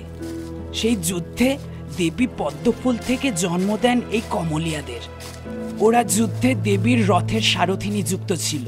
ওরা একই সাথে পুরুষ আর মহিলা, তাই ওদের ওরকম বেশভূষা। এবার আর প্রশ্ন না করে চল। অবিনাশ আর কথা না বাড়িয়ে চুপচাপ ওই পান্ডার পিছে পিছে এগোতে থাকে। পান্ডাটা ওকে নিয়ে যায় মন্দিরের কাছাকাছি একটা জায়গায়। তারপর অবিনাশকে ওখানে অপেক্ষা করতে বলে ভিড়ে মিশে যায় সেই পান্ডাটা। অবিনাশ বোকার মতো একা একা দাঁড়িয়ে আছে মন্দির চত্বরে। কি করবে, কি হতে চলেছে, কিভাবে রাতারাতি সে এত দূর এসে পৌঁছল, কিছুই হিসেব মেলাতে পারছে না। এখন সূর্য মাথার উপরে, ভর দুপুর। মাথার ভেতরে একটা অসহ্য ব্যথা হচ্ছে অবিনাশের। ঝিমঝিম করছে সমস্ত শরীরটা। দাঁড়িয়ে আর থাকতে পারছে না। এই অচেনা অজানা ভিড়ের মধ্যে সে কি করবে, কোথায় যাবে, কিচ্ছু জানে না অবিনাশ। হঠাৎ পেছন থেকে একটা হাত এসে অবিনাশের মুখ চেপে ধরল। অবিনাশ ছাড়ানোর জন্য ছটফট করতে থাকে, কিন্তু কিছুতেই ছাড়াতে পারে না। আর সাথে সাথে অবিনাশ অনুভব করল যে ওর হাত পা যেন ক্রমশ অসাড় হয়ে আসছে, ব্যালেন্স হারিয়ে ফেলছে। ও চোখের দৃষ্টি আবার ঘোলাটে এবং অস্পষ্ট হয়ে উঠছে। ধীরে ধীরে জ্ঞান হারিয়ে ফেলে অবিনাশ। অবিনাশের জ্ঞান যখন ফিরল তখন বেলা গড়িয়ে মধ্য সন্ধে। ওর মাথাটা তখনও ঝিমঝিম করছে। শেষ যেটুকু মনে আছে অবিনাশের সেটা হলো মুরগাভেলি মন্দির, গনগনে রোদ, মন্দির চত্বরে ভিড় করে আছে পবোয়ারা, মুঙ্গামাসিরা। একটা ছায়া ঢাকা চৌকির উপর জটলা করে আড্ডা দিচ্ছে কমলিয়ারা। পরপর সব কটা ঘটনা মনে করার চেষ্টা করে অবিনাশ। মাথায় একটা যন্ত্রণা করছে, সাথে একটা থমথমে ভাব। কিছুই ঠিকমতো সাজিয়ে উঠতে পারছে না ও মনের ভেতর। চারিদিকে টিমটিম করে জ্বলছে কতগুলো আলো, কিন্তু স্ট্রিট লাইট তো নয়। কি একটা মনে করে ধরফর করে উঠে বসতে চায় অবিনাশ। আর ঠিক তখনই অনুভব করে ওর হাত পা একটা গাছের সাথে মোটা দড়ি দিয়ে শক্ত করে বাঁধা। বিন্দু মাত্র নড়াচড়া করার উপক্রম নেই। অসহায়ের মতো এদিক ওদিক তাকাতে থাকে অবিনাশ। জায়গাটা চেনার চেষ্টা করেও কেমন একটা চেনা চেনা জায়গা লাগছে এলাকাটা। এরিয়াটা একটা মহল্লা গোছের, চারপাশে হালকা জঙ্গল মতো। এদিকে ওদিকে ছড়ানো ঝোপঝাড়। টিমটিম করে আলো যেটা জ্বলছে সেটা আসলে অনেকগুলো মশাল জ্বালিয়ে রাখা হয়েছে জায়গাটা ঘিরে। সামনে নজর পড়তে চমকে ওঠে অবিনাশ। কাদা মাটি ছেনে বানানো একটা মাটির কাঠামো, মুরগে ভেলি মাতার মূর্তি। সেটার সামনে অবিনাশের দিকে পিঠ করে বসে বসে বিড়বিড় করে কি সব মন্ত্র পড়ছে একজন। একটা আতঙ্ক ঘিরে ধরে অবিনাশকে। লোকটাকে চেনার চেষ্টা করে অবিনাশ, কিন্তু তার মুখ দেখতে পায় না। আরও একবার আশপাশটা চেনার চেষ্টা করে অবিনাশ, আর ঠিক তখনই মনে পড়ে যায় বহু বছর আগের একটা ঘটনা। সালটা মনে করতে পারছে না অবিনাশ, তাও বছর 10 হবে বোধহয়। অবিনাশের পোস্টিং তখন ছিল বরোদা শহরের একটা থানায়। সেই সময় শহরের নানান প্রান্ত থেকে উঠতি বয়সী ছেলেদের পাচার করে নিয়ে গিয়ে বিভিন্ন হিজড়ে মহল্লায় বলপূর্বক লিঙ্গচ্ছেদ করার একটা প্রথা মাথা চারা দিয়ে উঠেছিল। বাড়ি থেকে ছেলেদের চুরি করে বিক্রি করে দেওয়া হতো নানান মহল্লায়। সেখানে ওদের আটকে রেখে ওদের উপর নানা রকম শারীরিক ও মানসিক টর্চার করা হতো। তারপর জোর করে অবৈজ্ঞানিক উপায়ে মহল্লার হিজড়া মারফত কিংবা হাতুড়ে ডাক্তার দিয়ে লিঙ্গচ্ছেদ করে বানানো হতো হিজড়া। এই খোঁজাকরণ করতে গিয়ে বহু ছেলে মারাও যেত, আর যারা বেঁচে যেত তাদের আর সমাজের মূল স্রোতে ফেরার উপায় থাকতো না। পুলিশে নালিশ করতে গেলে তারপর ওই খবর হিজড়েদের কানে গেলে মহল্লায় ধরে এনে তার উপর অত্যাচার চালাতো। চলতি সেই বছরে ছেলে পাচারের সংখ্যাটা বাড়াবাড়ি রকম ছাড়িয়ে যায়। পুলিশ প্রশাসন নড়ে চড়ে বসলেও লাভ কিছুই হয়নি, কারণ এই সব কিছুই হতো এক একটা চেইন মারফত। আর এই চেইনের সাথে যারা যুক্ত থাকতো তাদের সাথে বড় বড় ডন মাফিয়া থেকে শুরু করে পুলিশ মন্ত্রী সবার সাথে এদের যোগাযোগ থাকতো। অতএব ইচ্ছে থাকলেও উপায় থাকতো না লিঙ্গচ্ছেদ আটকানোর। অবিনাশ তখন বাড়ি ভাড়া করে থাকত। সে বছর একদিন অবিনাশের ভাড়া বাড়িতে। সে তখন অনেক রাত হবে। পুলিশের একজন সোর্স এসে খবরটা দিয়ে গেল, হরপিহারি পাড়ার হিজড়ে মহল্লায় একটা বছর 10-12 ছেলেকে জোর জবরদস্তি আটকে রাখা হয়েছে। কিছুদিনের মধ্যেই সে ছেলেটা লিঙ্গচ্ছেদ করবে ওই মহল্লার কিছু হিজড়া। অবিনাশ ডিনার করে শুতে যাচ্ছিল সবে, তাও খবরটা পাওয়া মাত্রই অফিসে ফোন করে গাড়ি বলে বেরিয়ে পড়ল ওই মহল্লার উদ্দেশ্যে। রাস্তায় যেতে যেতে থানা থেকে তুলে নিল আরও 2 কনস্টেবলকে। হিজড়ে মহল্লা যখন ওরা পৌঁছল তখন প্রায় মধ্যরাত। মহল্লা তখন অন্ধকার এবং জনশূন্য। 1-2 ঘরে আলো জ্বললেও বেশিরভাগ ঘরই অন্ধকার।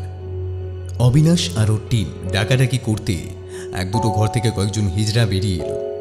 মাঝরাতে মহল্লায় পুলিশ দেখে ওদের চোখে মুখে বিরক্তি, রাগ স্পষ্ট। ধীরে ধীরে আরও কয়েকটা বাড়ি থেকে বেরিয়ে এলো কয়েকটা হিজড়া। অবিনাশদের উদ্দেশ্যে 1-8টা অশ্রাব্য গালিগালাজ ভেসে আসতে লাগলো।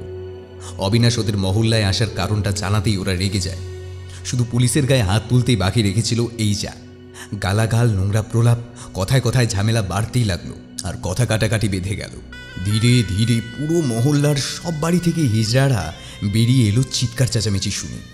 মহল্লার হিজড়েরা অবিনাশদের ঘিরে ঝামেলা শুরু করে দিল।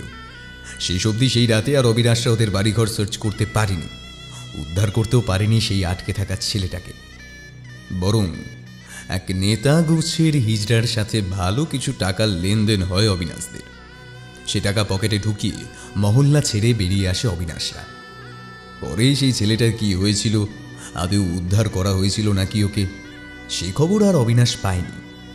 এত বছর বাদে সেই চেনা মহল্লার সামনে এভাবে হাত পা বাঁধা অবস্থায় নিজেকে পড়ে থাকতে দেখে ভেতর ভেতর আতঙ্কে শিউরে ওঠে অবিনাশ। মনে মনে বোঝার চেষ্টা করে সামনের লোকটা কে, কেনই বা সেই মহল্লার সামনে এভাবে হাত পা বাঁধা অবস্থায় পড়ে আছে। অস্ফুট স্বরে অবিনাশ সামনের লোকটাকে ডাকার চেষ্টা করল বার কয়েক। লোকটা কোনো উত্তর দিল না, বরং এক মনে বিড়বিড় করে মন্ত্র পড়ে চলেছে। আবার ডাক দেয় অবিনাশ। এবার একটা ঝাঝালো উত্তর ভেসে এলো লোকটার দিক থেকে। চুপ মিনসে, দেখছিস না হারামজাদা, মায়ের পুজো করছি, মায়ের পুজোর সময় বিরক্ত করবি না। গলার আওয়াজটা পেতেই আতকে ওঠে অবিনাশ। এই গলার আওয়াজ অবিনাশের চেনা, কনস্টেবল জয়রাম। কিন্তু কিভাবে আর কেনই বা? জয়রামের সাথে শেষ যেটুকু মনে পড়ে অবিনাশের, ওর বাড়িতে ডিনার করে সিরিয়াল কিলিং কেসগুলো নিয়ে আলোচনা করছিল অবিনাশ। চমৎকার ছেলে জয়রাম, বেশ সিনসিয়ার স্টাফ। জয়রাম অবিনাশের খুব পছন্দের একজন মানুষ। সেই জয়রাম এই হিজড়া মহল্লায় মুরগেভেলি মাতার মূর্তির সামনে এভাবে কি করে এলো, আর অবিনাশের সাথে এভাবে ব্যবহারই বা করছে কেন? কেনই বা অবিনাশের হাত পা এভাবে বাঁধা? অবিনাশের দিকে ভ্রুক্ষেপ নেই জয়রামের। সে বিড়বিড় করে এক মনে মন্ত্র পড়ে চলেছে। বেশ কিছুক্ষণ মন্ত্র পড়ে পূজা করার পর একটা চাদর গায়ে জড়িয়ে মূর্তিটার সামনে থেকে উঠে অবিনাশের দিকে এগিয়ে আসে জয়রাম। এই জয়রামকে অবিনাশ চেনে না। চোখে মুখে একটা ক্রূরতা, একটা হিংস্র চাহিনি ওর মুখের ভাবে। সাহস হারিয়ে ফেলে অবিনাশ। তবু ভয়ে ভয়ে জিজ্ঞেস করে জয়রামকে, তুমি তুমি কিন্তু কিভাবে? এসে ওঠে জয়রাম। সেই হাসিতে কোনো ভদ্রতা নেই, বরং একটা নৃশংসতা লুকিয়ে আছে। জয়রাম এগিয়ে এসে অবিনাশের সামনে বসে পড়ে তারপর এক হাতে অবিনাশের চুলের মুঠি ধরে শাসানো গলায় বলে, সেই রাতে ওরা ওরা আমার লিকাম বিলা করে হিজড়া বানিয়ে দিল, আর আপনি কিচ্ছু করলেন না স্যার, কিচ্ছু করলেন না। লিকামবিলা করে দেওয়ার অর্থ বলপূর্বক লিঙ্গচ্ছেদ করে দেওয়া। সেটা অবিনাশ জানে। হিজড়ে মহল্লায় এই ঘটনা নতুন কিছু না। কারা তোমার এই অবস্থা করলো, আর কবে করলো, আর আমাকেই বা কি করার কথা বলছো জয়রাম? অবিনাশ হতভম্বের মতো জিজ্ঞেস করে জয়রামকে। চুপ চুপ, একদম ন্যাকামো মারাবেন না স্যার। বরং আপনাকে একটা গল্প বলি। অবিনাশ চুপচাপ জয়রামের দিকে তাকিয়ে আছে, কোনো কথা বলছে না। আসলে কথা বলার মতো অবস্থায় নেই ও। জয়রাম বলে চলে, রাম যখন বনবাসে যাচ্ছিল তখন পুরো অযোধ্যা নগর রামকে আটকানোর জন্য রাম, লক্ষ্মণ আর সীতার পিছনে পিছনে রওনা হয়। দশরথের আদেশ অমান্য করা রামের পক্ষে সম্ভব নয়, তাই রাম অযোধ্যাবাসীকে ফেরত পাঠানোর জন্য বললেন, যে সমস্ত পুরুষ এবং মহিলা চাইছো আমাকে আটকাতে, তারা যদি সত্যি সত্যি আমাকে ভালোবাসো, মান্য করো, তবে আমার আদেশ মানো, তোমরা অযোধ্যা ফিরে যাও। রামের কথা মতো সবাই অযোধ্যা ফিরে যায়। বনবাস কাটিয়ে রাম, লক্ষ্মণ, সীতা যখন অযোধ্যা ফিরে এলেন, তখনও কয়েকজন তার জন্য অপেক্ষা করে বসে আছে রাস্তায়। রাম একটু অপমানিত বোধ করে বললেন, তোমাদের না ফিরে যেতে বললাম, তবু তোমরা আমার জন্য এখানে অপেক্ষা করছো। এই তোমরা আমাকে ভালোবাসো, মান্য করো।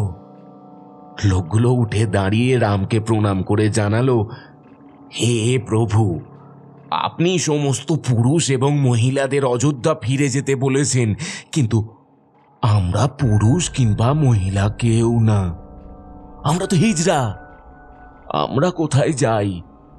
আমাদের তো আপনি কোনো আদেশ দেননি প্রভু, তাই আজও আপনার আসার অপেক্ষায় আমরা এখানে বসে আছি। রাম ওদের কথা শুনে ওদের সবাইকে বুকে জড়িয়ে ধরেন। আমিও সেই রাতে অপেক্ষা করেছিলাম স্যার, এই বিশ্বাস নিয়ে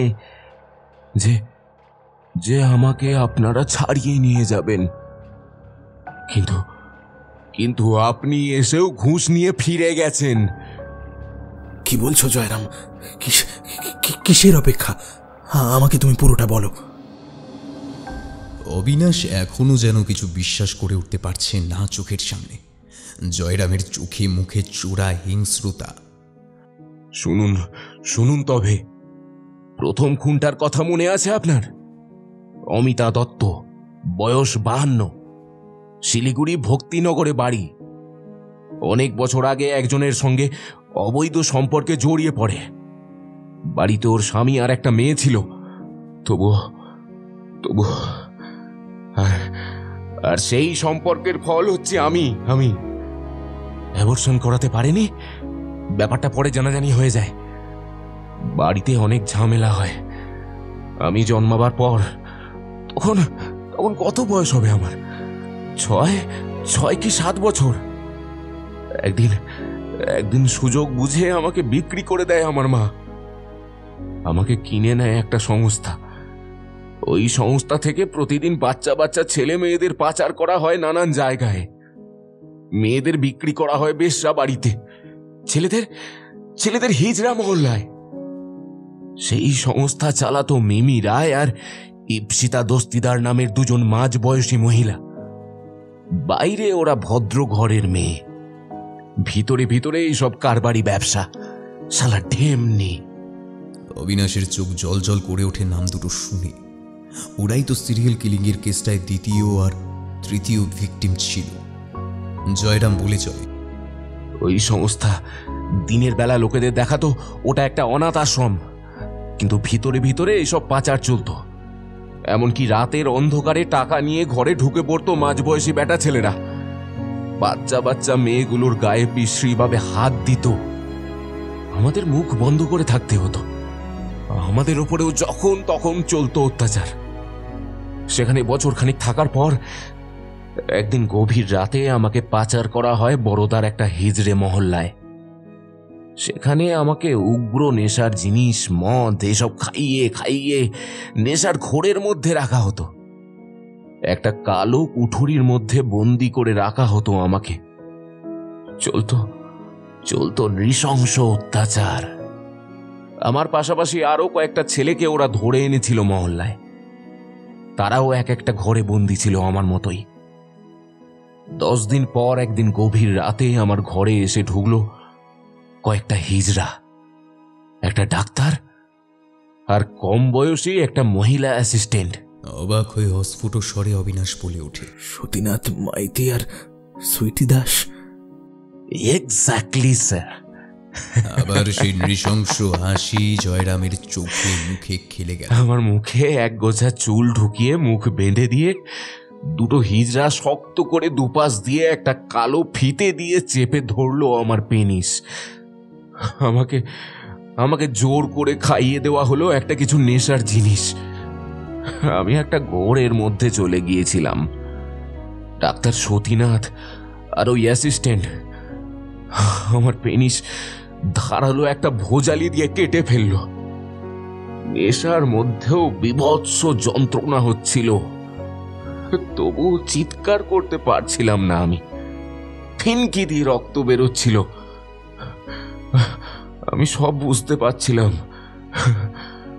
ওই অবস্থায় আমাকে চিৎ করে শুইয়ে রেখে কাটা জায়গাটার নিচে একটা মাটির সরা রেখে দেওয়া হলো।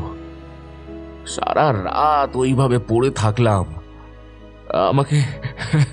আমাকে ঘুমাতে দেওয়া হয়নি টানা 2 দিন। কাটা জায়গাটায় গরম জল কাপড়ে ভিজিয়ে শুধু সেক দেওয়া হতো। সেখানে ঘুটে পোড়া আর খয়ের ভিজিয়ে প্লাস্টারের মতো শক্ত করে ঢেকে দেওয়া হলো।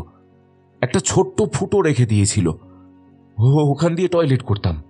তারপর বেশ কিছুদিন লাগানো হলো পুরনো ঘি। এইভাবে 40 দিন ওই মহলায় ফেলে রাখা হয়েছিল আমাকে। দুবার পালানোর চেষ্টা করেছিলাম ওখান থেকে, পুলিশে জানানোর চেষ্টা করেছিলাম, কিন্তু ধরা পড়ে যায়। মহল্লায় এনে আমার ওপর আবার চালানো হয় নৃশংস অত্যাচার। মরেই যেতাম স্যার, কিন্তু আবার একদিন পালানোর চেষ্টা করি মহল্লা ছেড়ে, আর সেই দিন সাকসেসফুল হই। বড়দা ছেড়ে বেরিয়ে পড়ি। একটা মন্দিরে আশ্রয় নিই। ওখানে থাকতাম, খেতাম, মন্দিরে কাজ করতাম। সেখান থেকে এক ওড়িয়া পরিবার আমাকে অ্যাডপ্ট করে নিয়ে যায়, পড়াশোনা শেখায়, স্কুলে কলেজে ভর্তি করায়।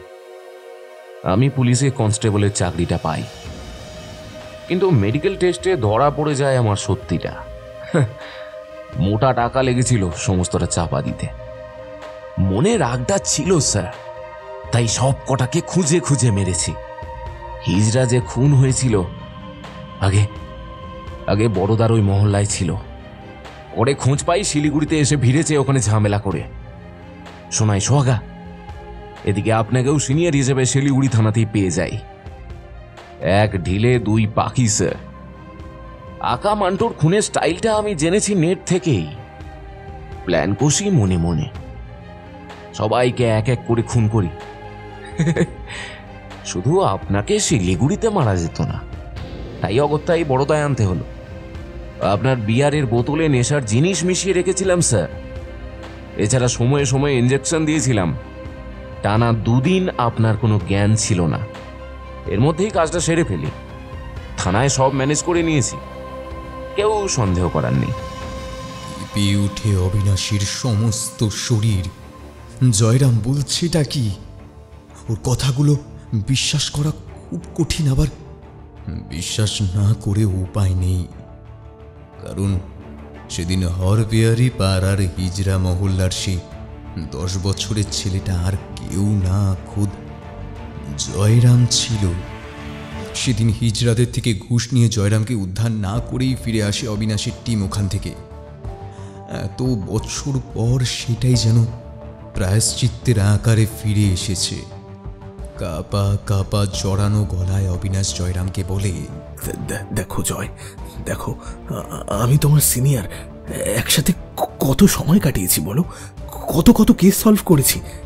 তুমি এরকম করতে পারো না। সেই দিন ওই সেদিন ওই হিজড়া মহল্লায় যা হয়েছিল পুরোটা একটা অ্যাক্সিডেন্ট। ভুলে যাও সেটা। এই খুনগুলোর কথা আমি কাউকে বলবো না, কাউকে না। প্লিজ প্লিজ জয়রাম, ছেড়ে দাও আমাকে। It was a mistake. Please please Jayram, বোঝো প্লিজ। কিছু কিছু মিস্টেক শোধরানোর সময় থাকে না স্যার। তবে একটা ফেভার করব আপনাকে আমি, ওই টয়লেট পেপার দিয়ে গেম ফেম খেলে মারধর করে সময় নষ্ট করব না, একবারে বিলা করে দেব আপনাকে, কথা দিচ্ছি স্যার। হাই প্রমিস, একটু ব্যথা আপনাকে দেব না।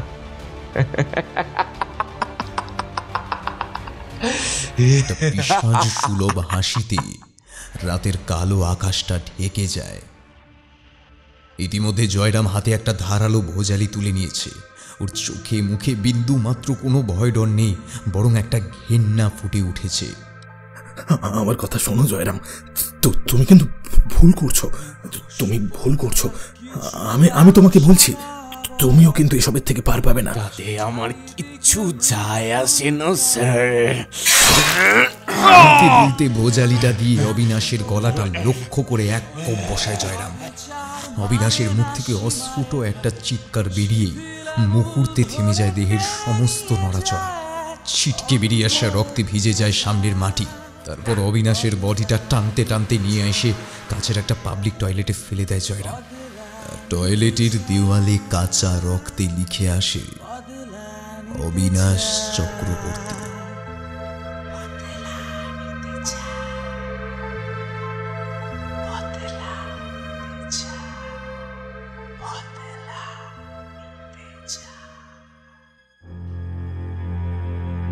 এতক্ষণ আপনারা শুনলেন এসো গল্প পড়ির আজকের নিবেদন, লেখক শ্রী মৃগাঙ্ক চক্রবর্তীর মুখোশ। আমাদের গল্প আপনাদের ভালো লেগে থাকলে চ্যানেলটি সাবস্ক্রাইব করে আমাদের পাশে থাকতে ভুলবেন না। পরের দিন আবার আমরা ফিরে আসব নতুন কোনো গল্প নিয়ে। ততদিন পর্যন্ত ভালো থাকবেন, সুস্থ থাকবেন। শুভরাত্রি।